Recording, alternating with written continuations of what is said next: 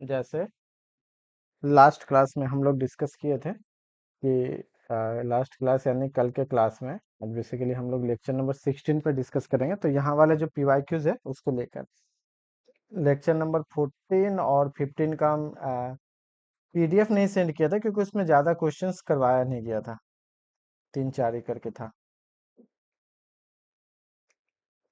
ठीक है, ये चीज़ें हैं, तो ये बात है। ओके,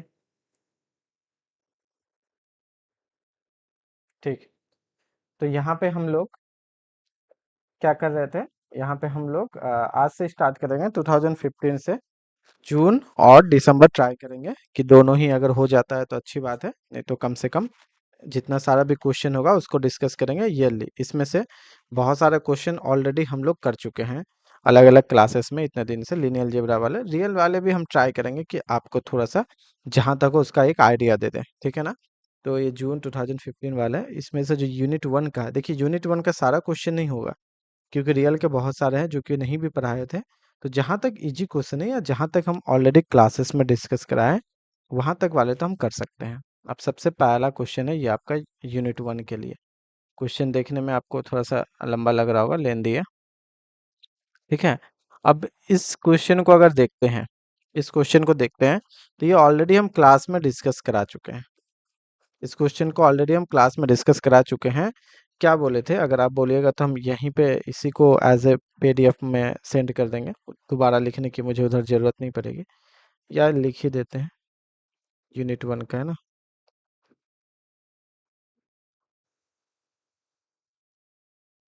ताकि एक नोट्स में भी रह जाएगा, क्योंकि सारा पीडीएफ भेजेंगे फिर इससे रिलेटेड कल करेंगे तो बार बार नहीं होगा। हम ये बताना चाह रहे हैं कि ये क्वेश्चन हम पहले भी करा चुके हैं, बस दोबारा से अगर उसको भी देखिएगा तो आपको याद आ जाएगा कि अच्छा हाँ ये क्वेश्चन आपका ऑलरेडी हो चुका है, ठीक है।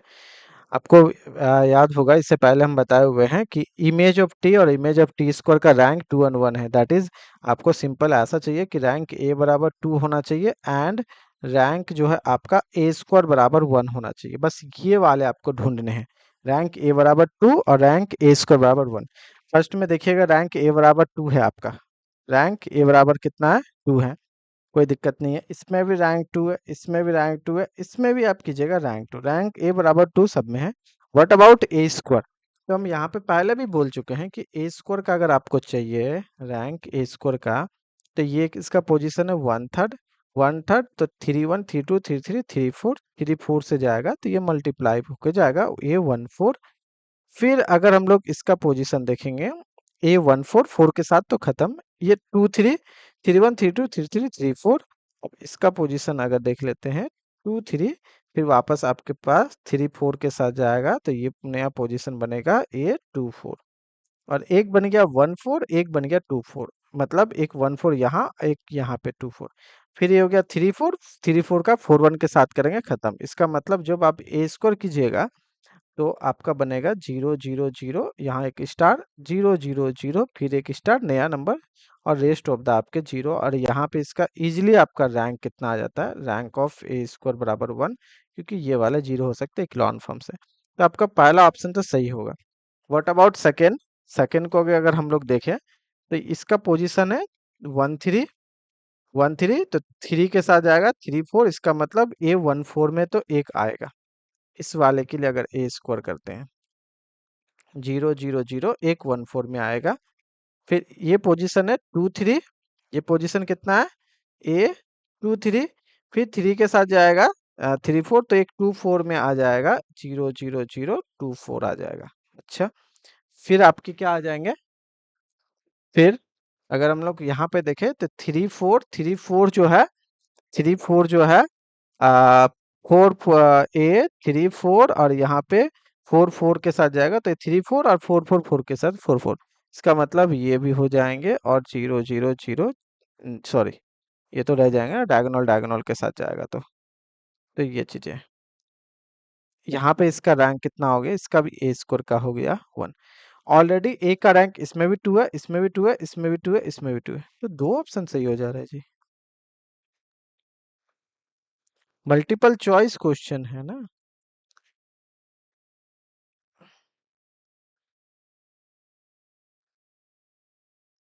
मल्टीपल चॉइस में 2 क्वेश्चन ऑप्शन कैसे सही होगा?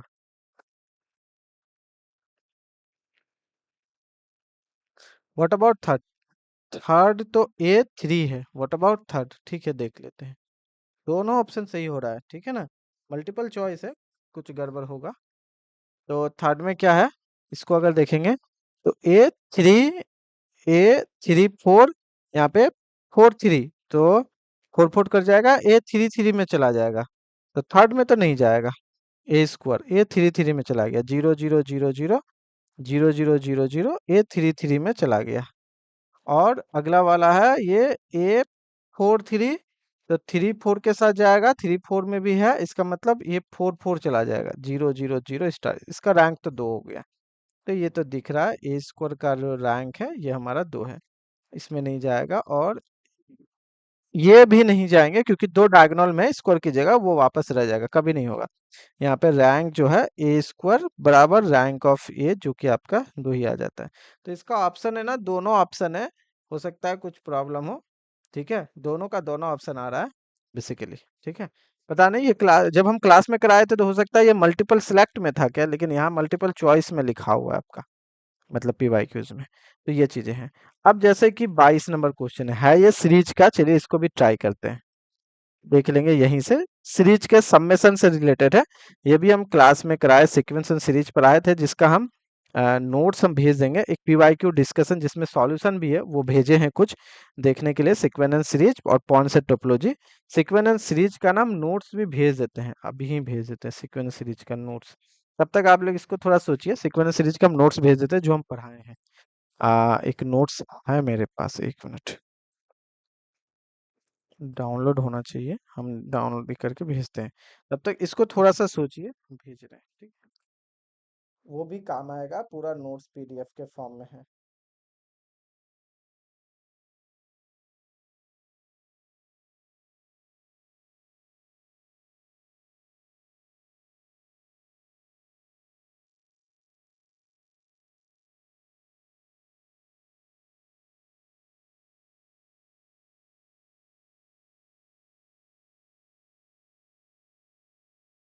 सीक्वेंस सीरीज तक का किए हैं कि नहीं किए पता नहीं, ठीक है देखिए।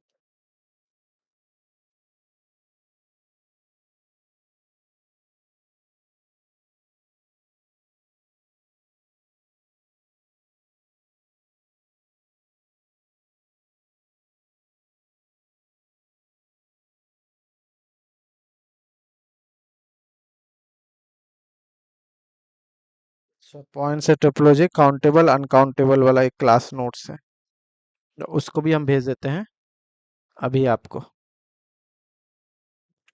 ठीक है? पॉइंट से टोपोलॉजी तक का हम PDF बना के रखे हुए हैं।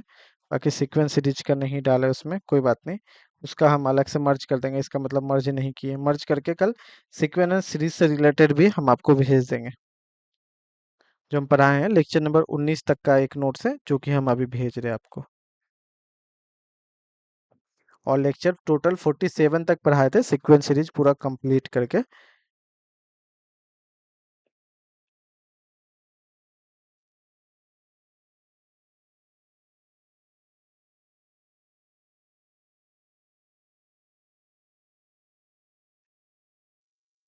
जा रहा है, हाँ, तब तक इसमें थोड़ा सा सोचते हैं, सीक्वेंस सीरीज हम अभी आज मर्ज करके भेज देते हैं। इसको भी थोड़ा देख लीजिएगा, कभी ना कभी टाइम है अभी ना, तो वो भी हो जाएगा, चला गया, ठीक है?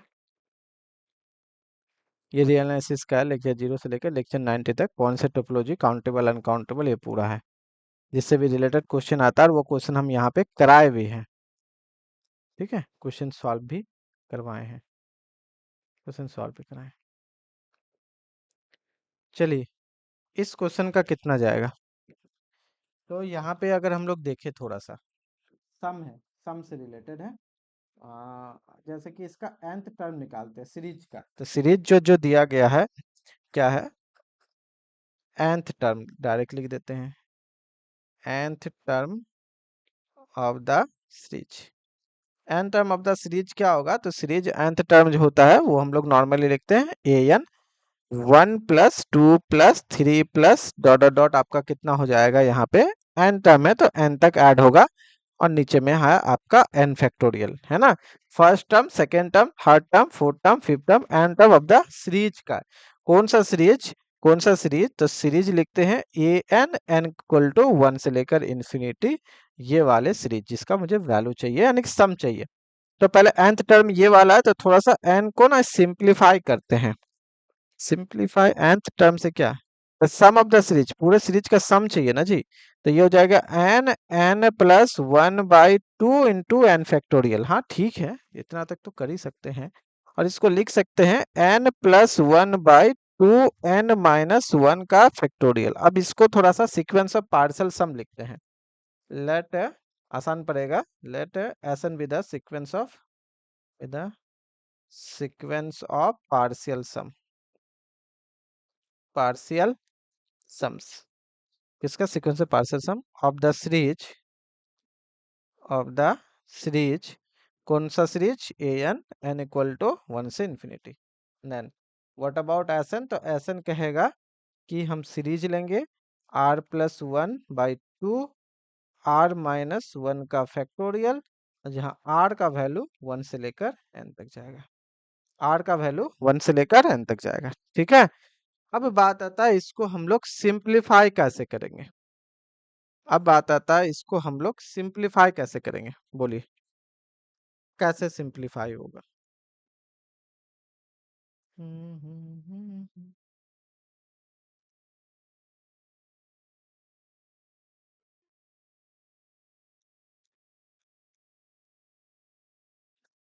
सोचिए थोड़ा सा, इसको क्या करना है, सिंप्लीफाई करना है। बेसिकली ऐसा करना है कि, अच्छा एक चीज देख रहे हैं ना, ऑप्शन में भी आपका ई ई जैसा आ रहा है।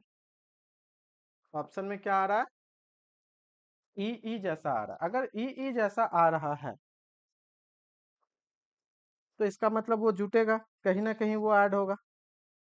ई ई ई ई जैसा आ रहा है तो कहीं ना कहीं वो ऐड तो होगा ही। ऐड होके क्या आएगा वैल्यू, यही यहाँ पे देखना है।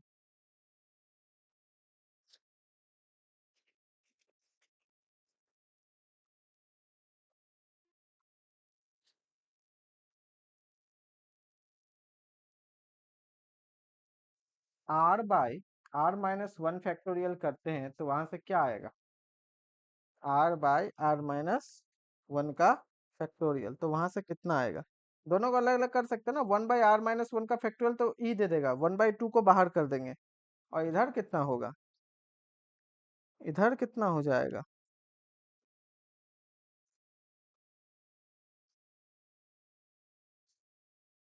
एक तो ई दिख रहा है, और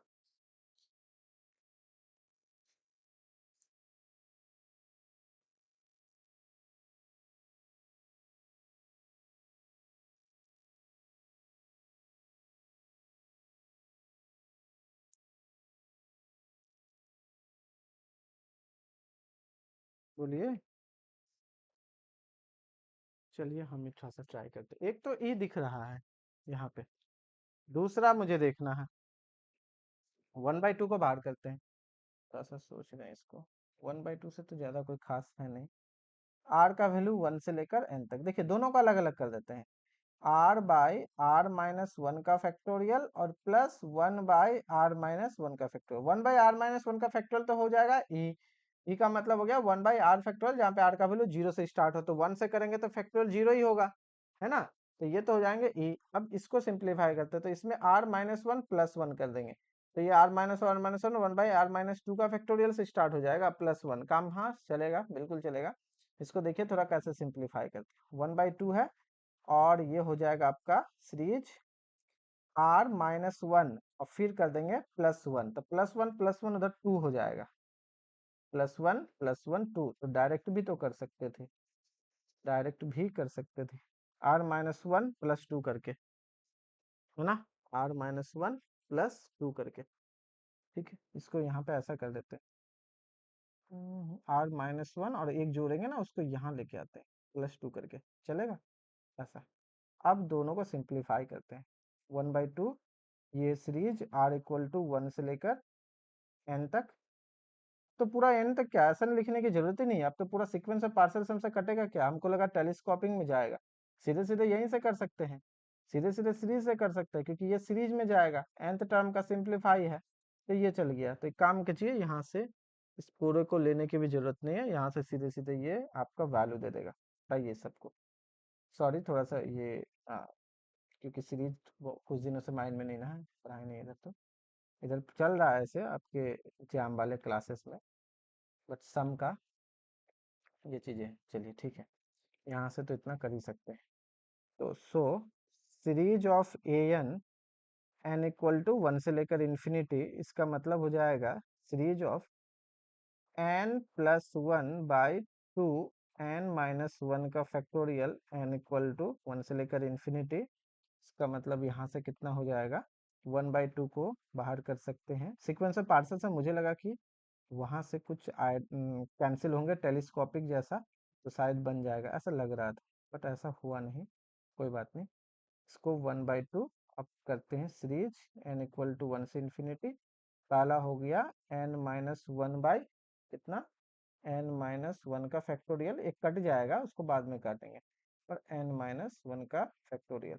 ठीक है, अब दोनों को सीरीज को अलग करते हैं, चूंकि जैसे आप यहाँ कैंसिल कीजिएगा तो नीचे बचेगा एन माइनस 2 का फैक्टोरियल, और एन इक्वल टू 1 से इनवैलिड है, एन इक्वल टू 2 से इस केस में स्टार्ट होगा। ठीक है, तो ये जो है आपका n इक्वल टू 2 से लेकर इन्फिनिटी 1/n-2 का फैक्टोरियल, n-1 कैंसिल हो गया, प्लस चूंकि यहाँ तो कोई प्रॉब्लम नहीं है, तो यहाँ पे n-1 क्योंकि 0 फैक्टोरियल वैलिड है तो 1 से ही जाएगा।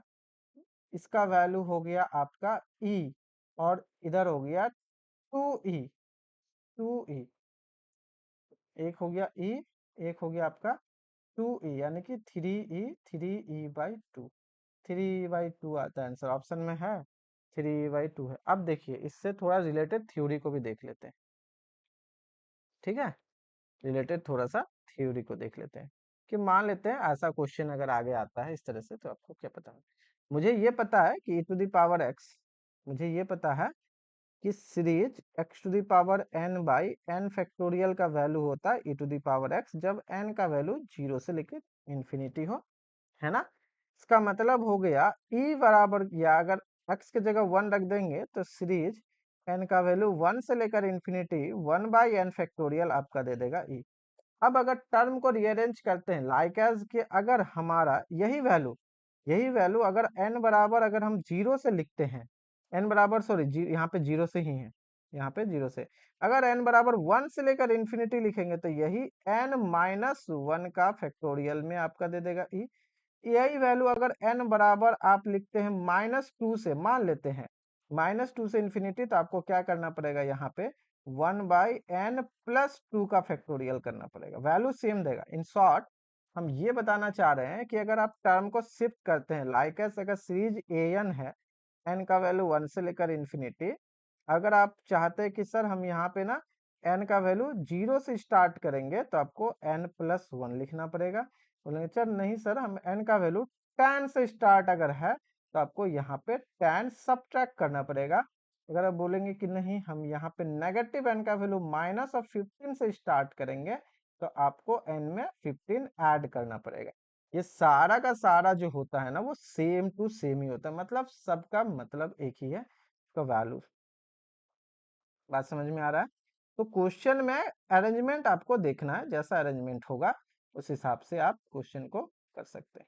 ठीक है, जैसा अरेंजमेंट क्वेश्चन में होगा उस हिसाब से हम लोग क्या कर सकते हैं, यहाँ पे डील कर सकते हैं। ठीक है, तो ये चीजें यहाँ पे रहा, तो अब यहाँ पे भी देख लीजिए, ये भी आपका देगा 2e, क्योंकि n का वैल्यू 1 से स्टार्ट करेंगे, n-1 है, 2 से स्टार्ट है, n-2। अब बोलेगा सर यहाँ 2 कर दिया, यहाँ 1 क्यों, क्योंकि अभी ये 1 से है, जैसे 1 डालिएगा तो पहला टर्म तो 0 हो जाएगा, 1-1, तो n का वैल्यू 2 से ही वैलिड है यहाँ पे, है ना। बट यहाँ पे तो 0 नहीं होगा, यहाँ पे वैलिड है 1 से ही, इसलिए हम यहाँ पे 2 से कर दिए। है यहाँ भी 1 से, लेकिन 1 में तो ये फैक्टोरियल काट दीजिएगा, तो n का वैल्यू 1 करेंगे, 1-2 इक्वल टू -1 फैक्टोरियल इनवैलिड है, वो आपका एग्जिस्ट नहीं करता है, इन्फिनिटी या माइनस इन्फिनिटी वैल्यू दे देगा। बात समझ में आ रहा है, तो वो n का वैल्यू 1 रखने पे ये 0 हो जाता है, पहला टर्म n इक्वल टू 2 से स्टार्ट है, इसलिए 2 से कर दिया, पहला टर्म तो 0। तो इस तरीके से हम लोग कर सकते हैं। तो टर्म को समझिएगा सीरीज, ये एक अलग से हम बता दिए। ये छोटा बढ़ेगा घटेगा कुछ भी होगा, सबका वैल्यू सेम ही है। हाँ, अगर ये वाले सेम है और यहाँ पे आप अगर n का वैल्यू में चेंजेस करते हैं तब वैल्यू में चेंजेस होंगे, कुछ ऐड होंगे टर्म या सब्ट्रैक्ट होंगे। बट अब यहाँ पे जितना भी कीजिएगा ऐड तो यहाँ माइनस कीजिए, यहाँ पे सब्ट्रैक्ट कीजिएगा तो यहाँ प्लस कीजिए, उतना ही टर्म, उतना ही टर्म, ठीक है, उतना ही टर्म। तो ये कुछ रहा क्वेश्चन नंबर 22। अच्छा चलिए, व्हाट अबाउट क्वेश्चन नंबर 23, बोलिए तो आप लोग। ये तो करा चुके हैं क्लास में लीनियर अलजेब्रा में, लेकिन आज क्या हो रहा है ना, थोड़ा सा एक जगह समराइज कर रहे हैं, वो तो हम लोग थ्योरी के साथ देख रहे थे, समराइज कर रहे हैं सबको,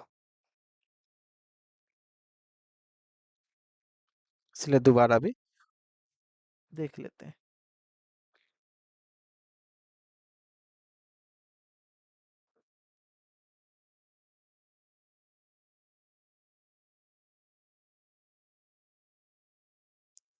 फिर से एक बार रिवीजन हो रहा है आपका।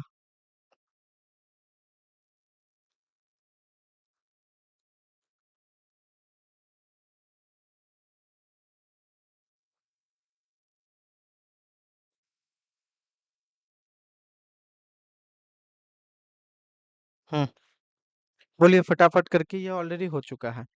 कहता है कि कौन सा लीनियर ट्रांसफॉर्मेशन होगा आर क्यूब से आर स्क्वायर में। कांस्टेंट आ गया, लीनियर कॉम्बिनेशन में है होगा, नहीं तो नहीं होगा। कांस्टेंट आ गया, नहीं होगा। प्रोडक्ट में है एक वाला, नहीं होगा। लीनियर कॉम्बिनेशन है, हो जाएगा। कहता है कि ओनली, हाँ 3 हो जाएंगे बिल्कुल, क्योंकि ओनली एच है। ये हम लोग कर चुके हैं क्लास में ही, है ना, ये हम लोग कर चुके हैं क्लास में ही। कॉन्सेप्ट क्या है कि अगर आपको एक्स वाई जेड का करना है तो कौन सा होगा, ये हो जाएंगे a1x plus a2y plus a3z, उसी तरीके से b1x plus b2y plus linear combination में होना चाहिए, और c1x plus c2y plus c3z। अगर ऐसा होता है तो हो पाएगा। अच्छा, इधर था। अगर ऐसा होता है तो हो पाएगा, और ऐसा नहीं होता है तो नहीं हो पाएगा। ठीक है, तो ये आपका लीनियर ट्रांसफॉर्मेशन हो जाएगा। चलिए, हाँ ये क्वेश्चन भी तो ऑलरेडी कर चुके हैं, इसके लिए तो मुझे याद नहीं है हम क्या करवाए थे, कौन से लेक्चर नंबर पे कराए थे, ये मुझे तो याद नहीं है। बट ये क्वेश्चन कर चुके हैं। इसका ऑप्शन याद है क्या आप लोग को, हम बोले थे कि ऐसा लेना है कि नलिटी यूज करना है। क्या यूज करना है, नलिटी। एक सेकेंड, क्यों ना हम थोड़ा सा लीनियर अलजेब्रा पीवाईक्यू डिस्कशन में थे ना, पीवाईक्यू डिस्कशन, मुझे याद आ रहा है वो क्वेश्चन, लेक्चर नंबर 13 देख ले। देखिए एक क्वेश्चन सेम, देखिए देखिए, वही क्वेश्चन है ना, करवाए हैं ना। ऑप्शन नंबर आपका ए और बी दोनों सही होता है, दोबारा आज अभी लिख दिए है ना सेम। जबकि मल्टीपल चॉइस में है, मल्टीपल चॉइस में 2 ऑप्शन सही हो रहा है ना। जून 15 का ही तो क्वेश्चन कर रहे हैं। कौन सा कर रहे हैं, ये वाला भी आपको बताए थे कि कैसे करना है, ये भी आज के क्लास में यहाँ पे है, रैंक नलिटी से रिलेटेड है ये वाला है। मुझे लगता है कि थोड़ा सा 12 लेक्चर को देखना पड़ेगा, क्योंकि दोबारा क्यों कराएं। देखिए, ठीक है, सेम क्वेश्चन है।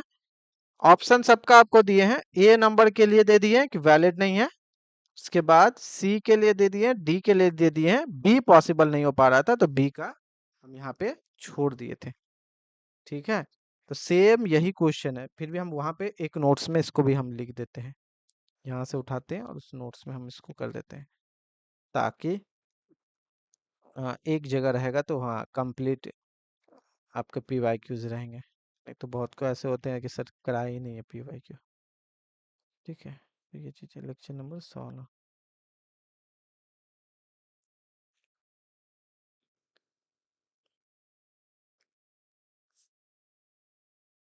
बी नंबर ऑप्शन आया था ना 12 नंबर में। T40 टीज इम्पोर्टेंट, R4 से R4 भी है लीनियर ट्रांसफॉर्मेशन। कर्नल के बारे में बताए थे, कर्नल क्या होता है, उसका डायमेंशन जो होता है वो नलिटी होता है। ये सारा चीजें हम बोल रहे थे।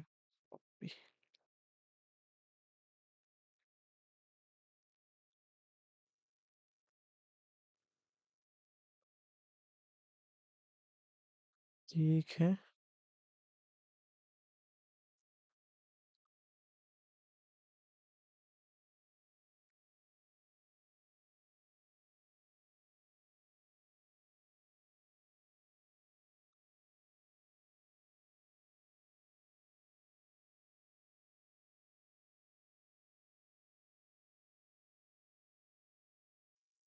सी डी कर दिए और एक यहाँ पे थोड़ा सा,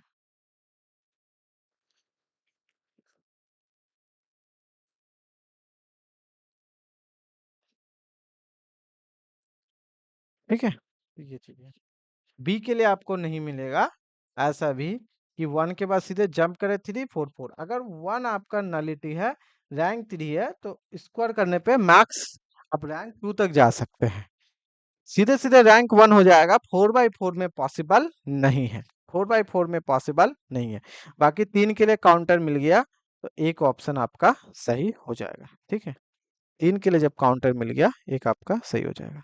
चलिए, व्हाट अबाउट 25? 25 में फिर आते हैं हम लोग, लिमिट में है लेकिन फिर भी बना सकते हैं इनडिटरमिनेट फॉर्म में।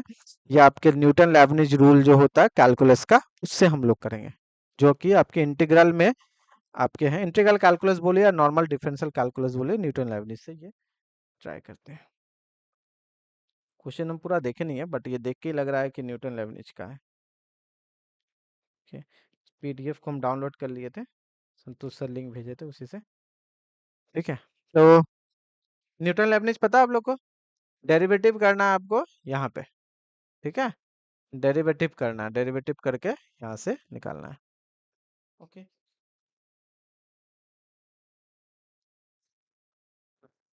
हम इसका लिख दे क्या एक नोट में, न्यूटन लेबनिज को? थोड़ा सा याद नहीं आ रहा है कि अगर डी बाई डी एक्स करना है, कि यहाँ पे लिमिट फंक्शन ऑफ एक्स और टी दोनों के फॉर्म में हो और डी टी हो, और टी का लिमिट क्या कर देते हैं, टी का लिमिट g1 x से लेकर g2 x, टी का लिमिट g1 x से लेकर g2 x। तो कहता है इसका वैल्यू जो होगा, इसका जो वैल्यू होगा वो हो जाएगा, पहले करेंगे हम लोग पार्शियली, यानी कि इंटीग्रेशन रहेगा T equal to g1 x से लेकर g2 x, पहले करेंगे del f by del x, partially करेंगे, ठीक है। यहाँ पे x और t, और ये हो जाएगा dt। फिर हो जाएंगे प्लस, प्लस प्लस नीचे लिख देते हैं, प्लस इसको हो जाएगा f में, पहले डेरिवेटिव करते हैं जी टू का डेरिवेटिव, जी टू का डेरिवेटिव एक्स के रिस्पेक्ट में इनटू एफ ऑफ, जहां पे एक्स टी है, टी के जगह क्या रख देंगे, g2 x। फिर हो जाता है माइनस g1 का डेरिवेटिव कर देंगे एक्स के रिस्पेक्ट में, डेरिवेटिव है वो dash, into F of x हो गया कॉमा, और लिख देंगे g1 x और dx। यही हो जाता है आपका। तो इसको एक लाइन में लिखना ज्यादा बेहतर होगा, एक लाइन में लिखना ज्यादा बेहतर होगा।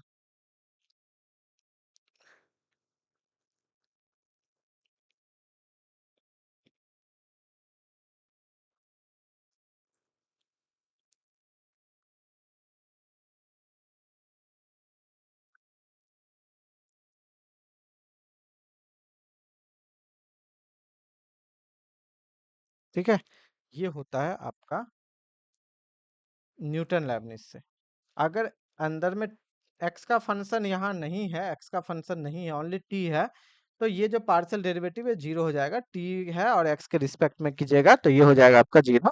तो आपका यहाँ पे g2 और g1 वाला ही बस वर्क करेगा, ठीक है।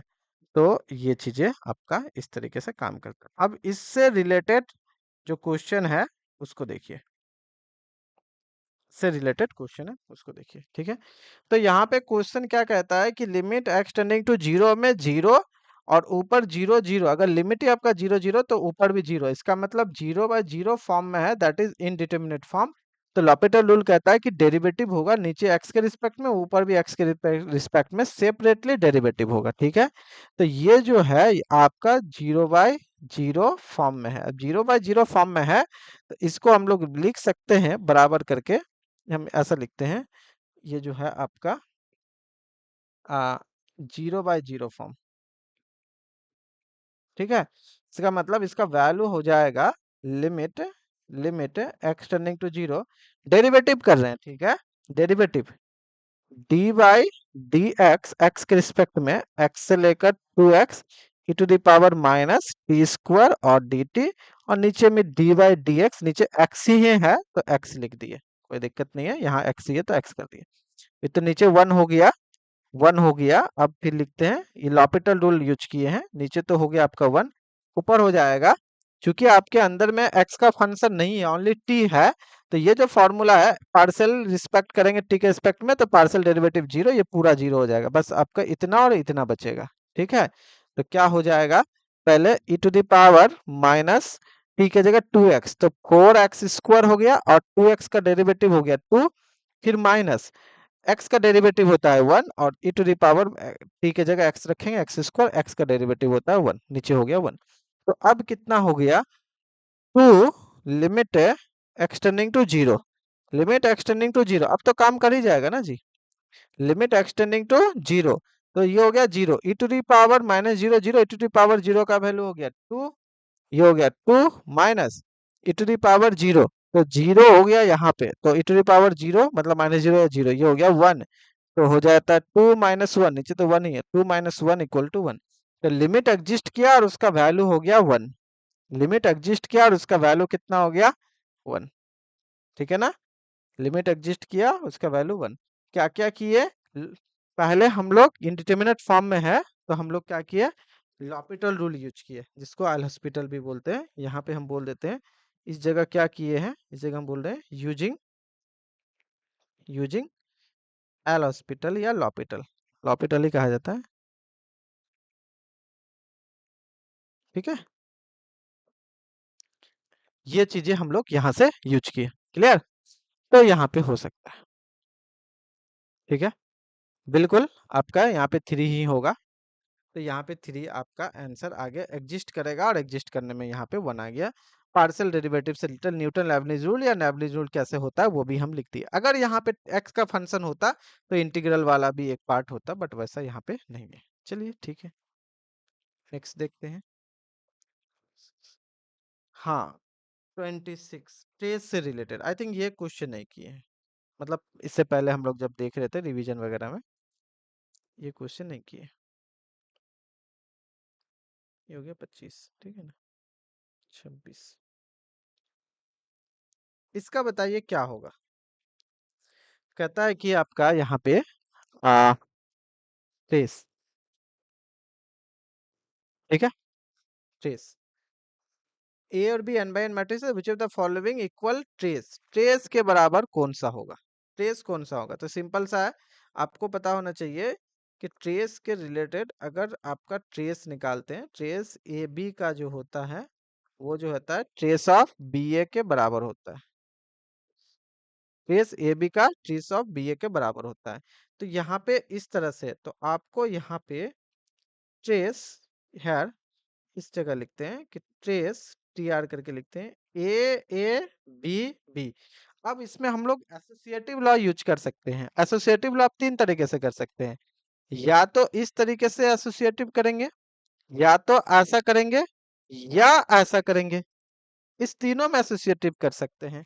तो हम आपको यहाँ पे बताते हैं, अगर हम लोग ट्रेस ए बी बी करें तो बी स्क्वायर ए स्क्वायर कर सकते हैं, या तो हम लोग ट्रेस, हम बोले अगर आप ए यहाँ एक लेते हो, इसको एक लेती हो, तो ए स्क्वायर बी को लिख सकते हैं बी ए स्क्वायर बी, कितना, बी ए स्क्वायर बी, या लिख सकते हैं ट्रेस, अगर आप इधर से करते हो ए बी स्क्वायर से, तो ए बी स्क्वायर फिर वापस आ जाएगा ए, तो हो जाएगा ए बी स्क्वायर फिर वापस आएगा ए। इतना 3 तरीके से हम लोग एसोसिएटिव लॉ यूज करके कर सकते हैं। ठीक है, एसोसिएटिव लॉ यूज करके कर सकते हैं। ये हो गया आपका ट्रेस, तो अगर ए बी है तो बी ए कर सकते हैं, तो एसोसिएटिव लॉ से इसको 3 तरह से। अब देखिए, ट्रेस ए बी का स्क्वायर नहीं होगा, A B square A B square A, एक ऑप्शन यहाँ पे आ रहा है, और कोई है ए बी का स्क्वायर, ए बी का स्क्वायर कहने का मतलब ए बी नहीं, ऐसा कुछ नहीं है, या तो बी स्क्वायर ए स्क्वायर, या बी ए स्क्वायर बी, या a B square A, b a b a b a b a b कहीं पे भी नहीं आ रहा है, बी ए नहीं, बी ए बी आ रहा है, बी ए बी आ रहा है, तो अगर तीनों से देखें तो यही वाला ए बी स्क्वायर ए वाला ही आ रहा है।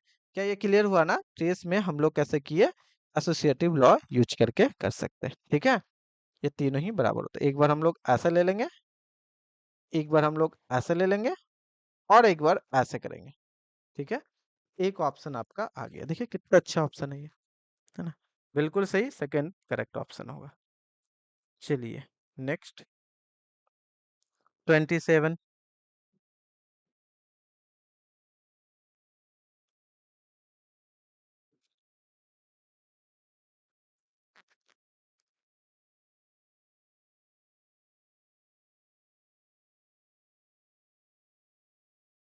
बोलिए, पढ़िए 27 को पहले एक बार पढ़ के देखते हैं क्या ऑप्शन हो सकता है। कहता है कि ए m बाई एन मैट्रिक्स हो जाएंगे, रैंक हो जाएगा आपका एन। अच्छा रैंक एन है, ये है आपका a i j m by n with rank of a equal to n. इसका मतलब इतना क्लियर हुआ, n less than equal to m, या तो दोनों बराबर होगा या एम बड़ा होगा। ठीक है, ये हो गया। अब आता A x equal to B, A x equal to B. What about B?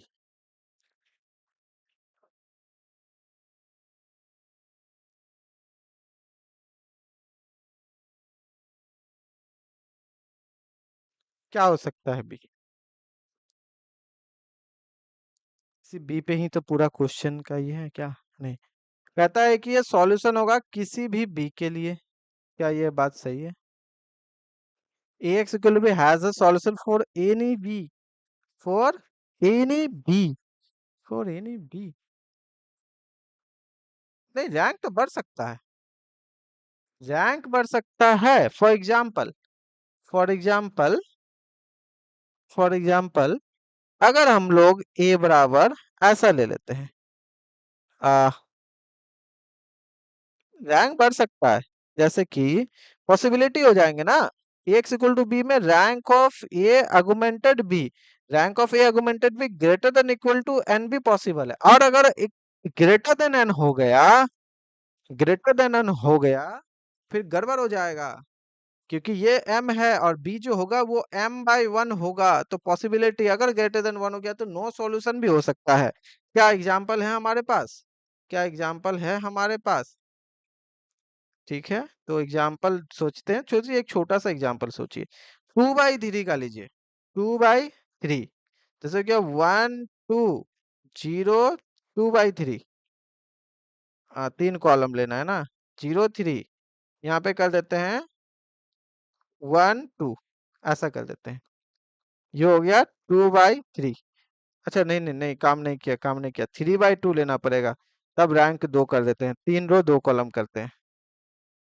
ठीक है, 3 रो करते हैं, यहाँ पे कर देते हैं 0 0, चलेगा? 2/3, सॉरी 3/2, रैंक 2 हो गया ना, 3/2, रैंक n है, n के बराबर है। और एक ऐसा लेते हैं b बराबर, b बराबर यहाँ पे ले लेते हैं 0 0 1, चलेगा? और ए नहीं बी कहता है ना, what about A augmented B? A augmented B अगर लिखते हैं तो इसका रैंक हो जाएगा 1 2 0 0 3 0 और 0 0 1, ये हो जाएंगे आपके 3/3। और rank of A augmented B जो है ये हो गया 3, जो कि बराबर नहीं है रैंक ऑफ ए, इसका मतलब नो सॉल्यूशन, नो सॉल्यूशन। ठीक है, कोई सॉल्यूशन नहीं है, और ये कहता है कि has a solution for any b, गलत। ओके, आइए, x equal to 0 does not have a solution. Homogeneous homogeneous equation have always solution. Homogeneous equation के पास हमेशा होता है या तो इनफाइनाइटली मेनी सॉल्यूशन होंगे या ट्रिवियल सॉल्यूशन होंगे, या तो इनफाइनाइटली मेनी होंगे या ट्रिवियल सॉल्यूशन होंगे। ये हो गया फर्स्ट नंबर के लिए solution. Second, a x equal to 0 have always solution, have या हैज ऑलवेज, ऑलवेज सॉल्यूशन। ठीक है, homogeneous system have always solution. If ax equal to b has a solution then it is unique, कहता है कि unique, हाँ ये अगर solution है तो यूनिक होगा, बात सही है। क्यों? क्योंकि आपका रैंक जो है ना नंबर ऑफ अननोन के बराबर ऑलरेडी हो चुका है। तो अगर सॉल्यूशन है तो ए का रैंक और आर्गुमेंटेड का रैंक बराबर होना चाहिए। अगर बराबर हो गया, दोनों नंबर ऑफ अननोन के बराबर है, तो सॉल्यूशन यूनिक होगा। अगर rank a less than n होता और सॉल्यूशन एग्जिस्ट करता है तो हम बोलते इनफाइनेटली मेनी सॉल्यूशन। क्या बोलते हैं? इनफाइनेटली मेनी सॉल्यूशन, ठीक है। लेकिन ये rank of a equal to number of unknown, अगर सॉल्यूशन है तो वो यूनिक होगा 100% सही। अगर सॉल्यूशन है तो यूनिक होगा 100% सही। कैसे लिखेंगे? Since since since rank of a equal to n, जो कि आपका है नंबर ऑफ अननोन। ये है नो मतलब नहीं, ये नंबर है, ठीक है। नंबर ऑफ अननोन, अननोन्स या वेरिएबल, ठीक है। So if rank of A augmented B equal to rank of A, then unique solution, unique solution possible, unique solution possible नहीं, unique solution exist, ठीक है। otherwise no solution, otherwise no solution, कोई solution नहीं होगा, या तो unique होगा या तो नो होगा, जैसे कि अभी देख लिए, ठीक है। अगर सॉल्यूशन करता है तो यूनिक होगा या तो नहीं होगा।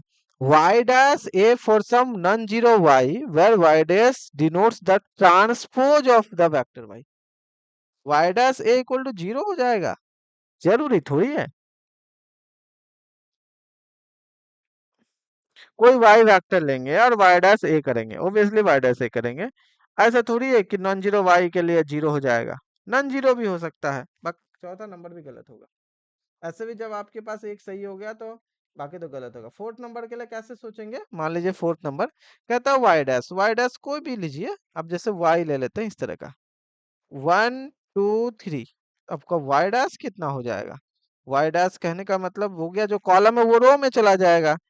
कोई भी मैट्रिक्स ले लीजिए, किसी भी मैट्रिक्स ले लेते हैं, एंड इसमें ऑर्डर ने ना बोला है, तो इसको लीजिए ना 1 2 लेते हैं, 2 बाई 2 में ही करते हैं, जल्दी से हो जाएगा।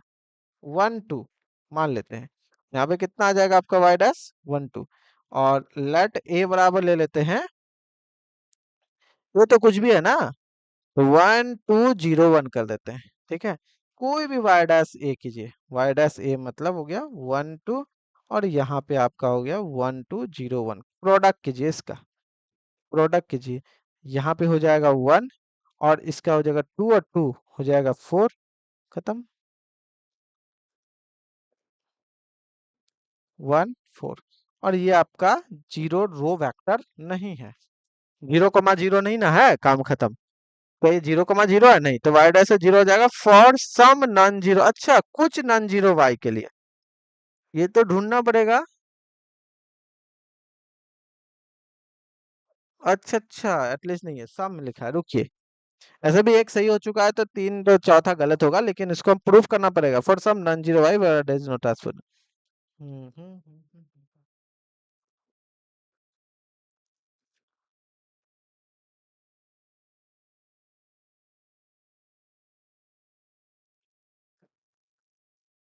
है नहीं होगा, चौथा नंबर भी ये गलत हो गया। डी नंबर के लिए, या जो भी है आपका फोर्थ नंबर के लिए,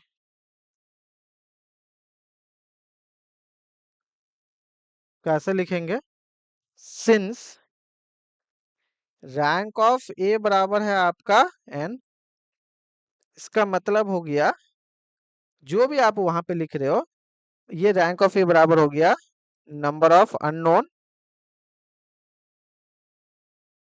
दैट मीन्स हो गया n minus n equal to 0 l solution exist, exist in y dash a equal to 0। Homogeneous system में y डैश मतलब रो में लिखे हैं, तो ये होमोजेनियस सिस्टम में 0 एल सॉल्यूशन एग्जिस्ट करेगा। अगर 0 एल सॉल्यूशन एग्जिस्ट करेगा, इसका मतलब हो गया y dash equal to 0 only solution. अगर एक भी एल सॉल्यूशन नहीं है, that is trivial solution, trivial solution that is zero solution. Only solution exist, trivial solution हो गया। होमोजेनियस सिस्टम में या तो यूनिक होता है या इनफाइनाइटली मेनी, यूनिक में ट्रिवियल होता है और इनफाइनाइटली मेनी में तो कम से कम एक भी एलाइ आ जाता है तो इनफाइनाइटली मेनी हो जाता है। ओनली सॉल्यूशन एग्जिस्ट, एग्जिस्ट, बस खत्म। ये कहता है कि ये जीरो हो जाएगा कुछ नॉन जीरो वाई के लिए, पॉसिबल ही नहीं है अगर होमोजेनियस सिस्टम जीरो है, क्योंकि रैंक हो गया नंबर ऑफ अननोन, और जो भी रैंक होता है वो अगर नंबर ऑफ अननोन से घटा के हम लोग एलआई सॉल्यूशन निकालते हैं तो यहाँ से ये दिख जाएगा, खत्म। अच्छा क्वेश्चन है, थोड़ा सा टाइम लगा बट अच्छा क्वेश्चन है। ठीक है, ये चीजें हैं समझने वाला। कुछ क्वेश्चन जैसे ऊपर में इजी में भी हो जाता है ना, इसी तरीके का रहता है। ठीक है, अब बताइए 28।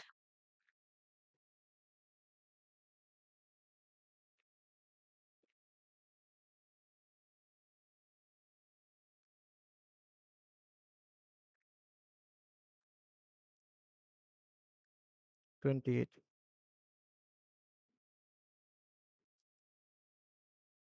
हम्म,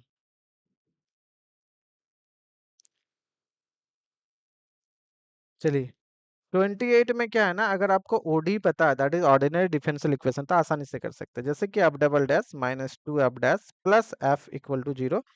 तो एक्सिलरी इक्वेशन क्या होगा, इसको हम लोग ऐसा भी लिख सकते हैं, d square minus two d plus one, और यहाँ पे हो गया एफ जो भी है equal to zero, where where d equal to होता है डी बाई डी एक्स, जिसके भी रिस्पेक्ट में आप करना चाहो। वेरिएबल ले लेते हैं हम एक्स, दैट इज अननोन, है ना। फंक्शन हो गया आपका y इक्वल टू एफ।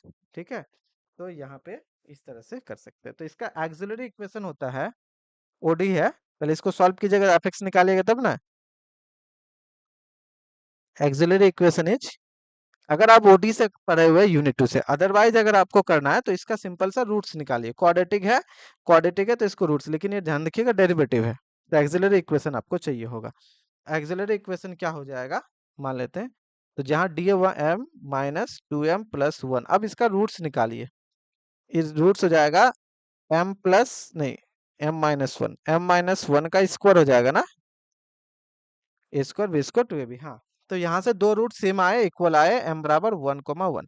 सो आपके जो फंक्शन हो जाएंगे, ये हो जाएंगे c1 प्लस c2x और e to the power x हो गया। ये आपका हो गया, जो कि इस डिफरेंशियल इक्वेशन, जो कि homogeneous differential equation with constant coefficient को सेटिस्फाई करता है। ठीक है, ये इसका सॉल्यूशन है। इसमें दो एलआई सॉल्यूशन है, एक e to the power x, एक x e to the power x। दो एलआई सॉल्यूशन आ चुका है, दोनों के लीनियर कॉम्बिनेशन से पूरा जनरल सॉल्यूशन दे रहा है। क्योंकि दो एलआई सॉल्यूशन आ चुका है तो ये 1 1 और ऑन टू होगा, क्योंकि टू डायमेंशनल है, V से R2 में जा रहा है, तो आपको R2 को जनरेट कर देगा इन दोनों का लीनियर कॉम्बिनेशन। तो अगर R2 को जनरेट करने के लिए बेसिस अगर आपको चाहिए, तो ये हो जाएगा आपका बेसिस। लेट B बराबर एक आ जाएगा आपका e to the power x, एक हो जाएगा x e to the power x, जो कि इस डिफरेंशियल इक्वेशन को सेटिस्फाई करने वाला दो एलआई सॉल्यूशन है। इस डिफरेंशियल इक्वेशन को सेटिस्फाई करने वाला कहता है क्या है, be with the space of twice differentiable function on R satisfying this. तो ये जो लीनियर कॉम्बिनेशन लिखे है ना, यही हो गया इज ए बेसिस, हम लिख देते हैं इज ए बेसिस। ये बेसिस हो जाएगा किसके लिए, फॉर वी के लिए। दैट इज वी क्या होगा, वी इज नथिंग बट, वैसे फंक्शन हम लोग लेंगे सच दैट जो इस डिफरेंशियल इक्वेशन को सेटिस्फाई करे, तो वो है आपका e to the power x, x e to the power x। और ध्यान रखिए ये दोनों एलआई भी है, और इसी का लीनियर कॉम्बिनेशन करेंगे तो आपको v दे देगा। इसी का लीनियर कॉम्बिनेशन करेंगे तो वो आपको v दे देगा। लीनियर कॉम्बिनेशन मतलब c1 प्लस c2x और e to the power x, या ऐसा लिख सकते हैं। ये हो गया आपका v, such that, such that C1 C2 कहाँ से है, तो C1 C2 जो है आपका R से है। ध्यान रखिए V भी आपका टू डायमेंशनल है, V भी आपके टू डायमेंशनल है। डायमेंशन अगर आप लोग V का निकालेंगे तो ये भी टू है, और इसका बेसिस ये दोनों हो गया, है ना।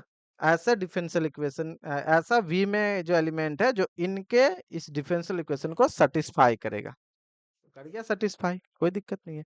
अगर आपको ओडी पता है तो ये आपको समझ में आ रहा होगा, यूनिट टू पता है तो। अगर यूनिट टू नहीं पता है, यूनिट टू में ऑर्डिनरी डिफरेंशियल इक्वेशन है, पार्शियल है, तो ये सारा चीजें है। ठीक है, तो यहाँ से वी हो गए। अब अगर आपके पास वी भी दो डायमेंशनल है, और आर स्क्वायर भी दो डायमेंशनल है। अब करता है कि डिफाइन टी एफ बराबर एफ डैश जीरो और एफ जीरो।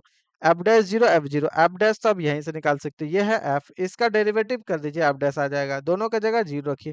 काम कीजिए ना, ट्रांसफॉर्मेशन क्या बोलते हैं कि ये निकाल दीजिए, और क्या है। इसका बेसिस आपको पता ही है, आर स्क्वायर का स्टैंडर्ड बेसिस पता है, ये मैट्रिक्स निकाल लीजिए, ट्रांसफॉर्मेशन मैट्रिक्स निकाल लीजिए। ये कर देते हैं बी वन। ठीक है, what about b two. B two कहने का मतलब हो रहा है, हम ये बोलना चाह रहे हैं कि एक हो गया वन जीरो, एक हो जाता है zero one. Is a basis, is a basis, standard basis है ये, किसके लिए मान लेते हैं, आर स्क्वायर के लिए।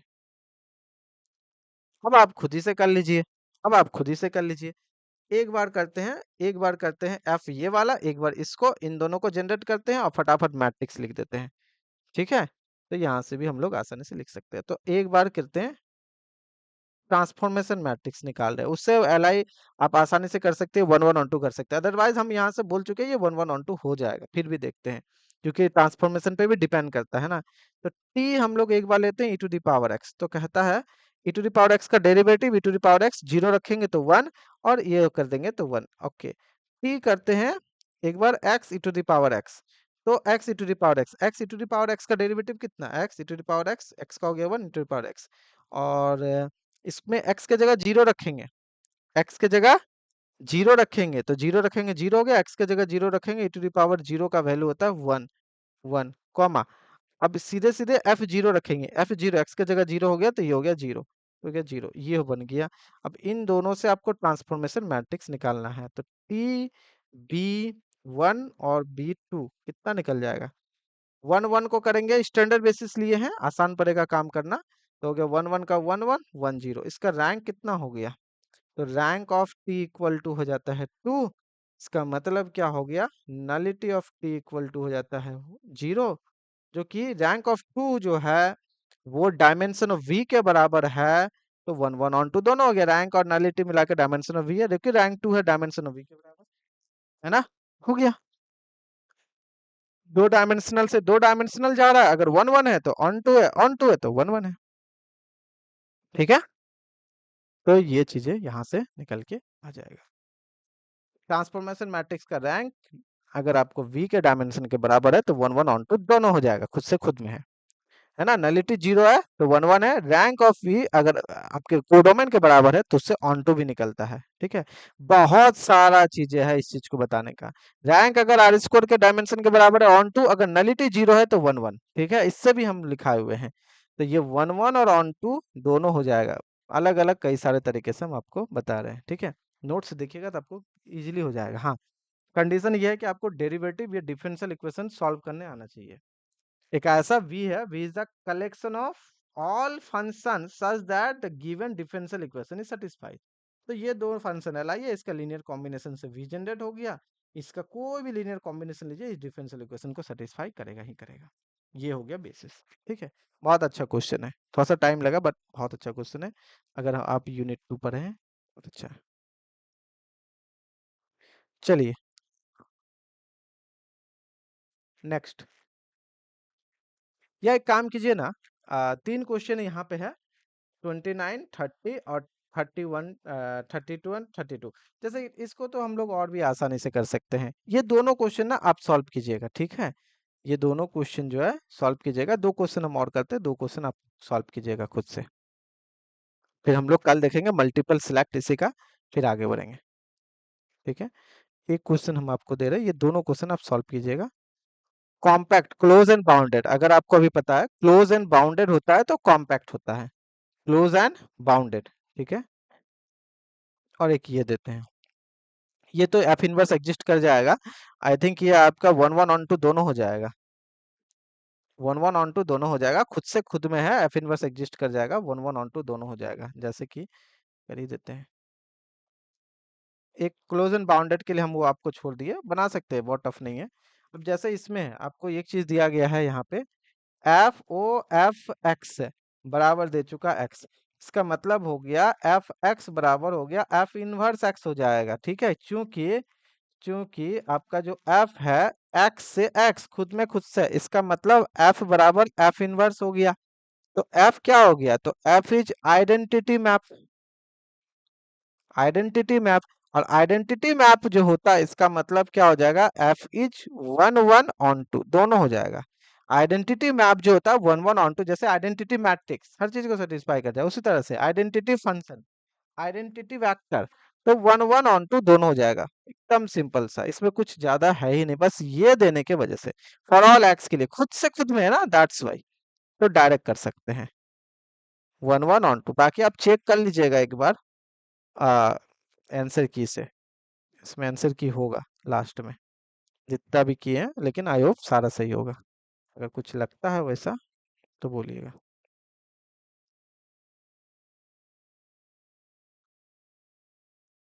31 क्या कहता है 31, a polynomial of odd degree with real coefficient, अगर ऑड डिग्री का कोई भी पॉलिनोमियल है, ठीक है, एटलीस्ट वन रियल रूट तो एग्जिस्ट करेगा ही करेगा ना।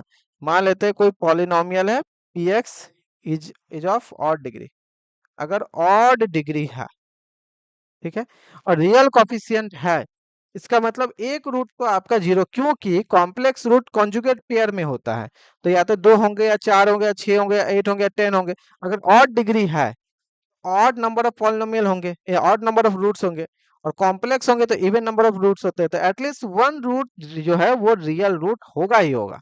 वन रियल रूट आपके हो गए, ये तो आपका स्टेटमेंट ही है, must have one real root, ये तो डायरेक्ट स्टेटमेंट ही कहता है, स्टेटमेंट है, ये कुछ है ही नहीं क्वेश्चन में। Polynomial of odd degree with real coefficient must have at least one real root, ये स्टेटमेंट है।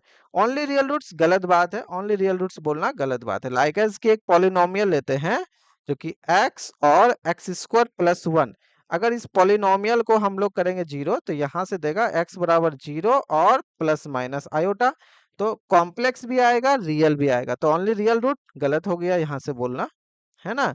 Only real root, no real root ये भी गलत हो गया, क्योंकि एक रियल रूट भी है। At least one root which is not real, गलत, एक रूल रियल रूट तो आएगा ही आएगा। तो एक ही एग्जांपल से तीनों कट गया इस वाले से, है ना। कहता है कि एक ऐसा रूट होगा जो कि रियल ना हो, तो ये चलिए इसके लिए एक और एग्जांपल देते हैं। इसके लिए कोई पॉलिनोमियल लेते हैं और डिग्री लीजिए एक्स, खत्म, एक्स को जीरो कीजिएगा तो एक्स इक्वल टू जीरो, एक ही रूट, ये कहता है कि एक रूट ऐसा होगा जो रियल ना हो, all roots are real, all roots are real, लीजिए ये है polynomial, all roots are real, खत्म। इसके लिए ये दोनों इन पॉलिनोमियल से खत्म, और ये स्टेटमेंट ही होता है, तो ये हो गया। इसमें कुछ नहीं, जस्ट स्टेटमेंट उठा के डाल दिया है, कुछ नहीं किया। 32, उसके बाद 33 से हम लोग फिर कल के क्लास में करेंगे। 32,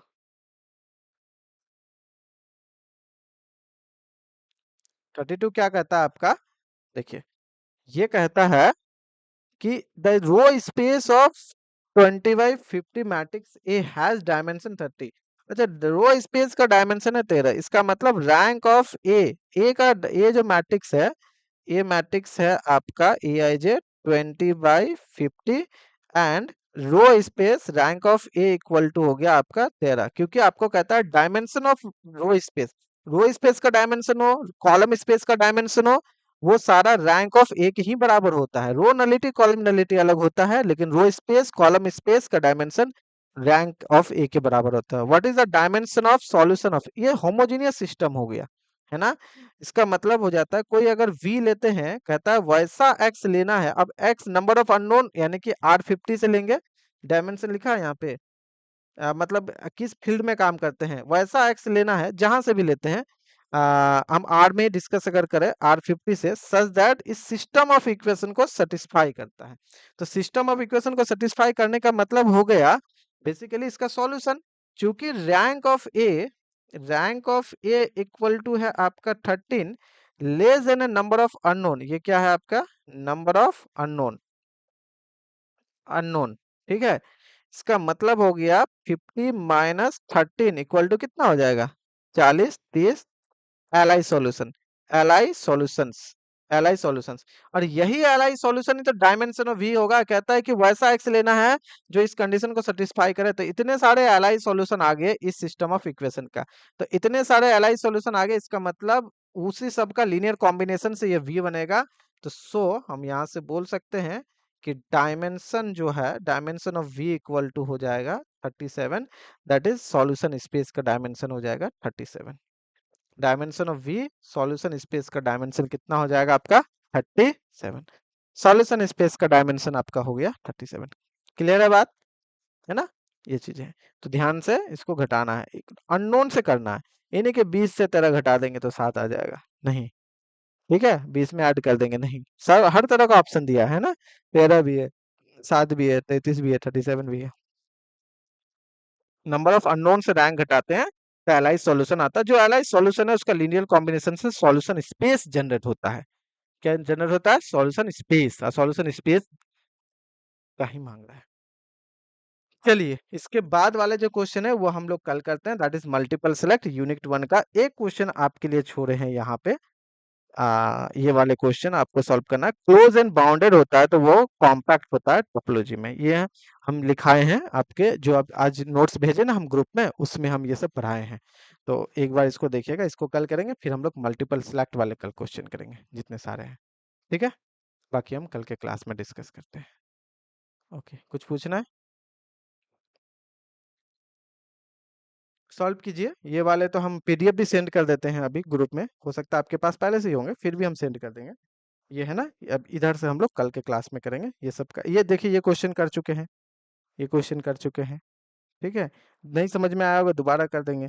ये सब करेंगे, ये सब करेंगे, ये सब करेंगे, ये सारा करने वाले हैं। कुछ और होगा तो किए होंगे तो ठीक है, नहीं तो फिर करेंगे, कोई दिक्कत नहीं है। ठीक है, अच्छा अच्छा क्वेश्चन आएगा, अच्छे से सीरीज से रिलेटेड आएंगे, लेकिन कुछ इसमें ना कैलकुलस वाले होंगे ना, उसको हटा देंगे। या जो क्वेश्चन ऐसा है कि नहीं पढ़ाए हैं, या आप अगर नहीं पढ़े तो उसको हटा देंगे। पूरा रियल से सारा क्वेश्चन रहेगा ना, पूरा रियल तो पढ़ाई हुआ नहीं है अभी। ठीक है, ये चीजें। ठीक है, हाँ? बाकी हम लोग कल के क्लास में करते हैं।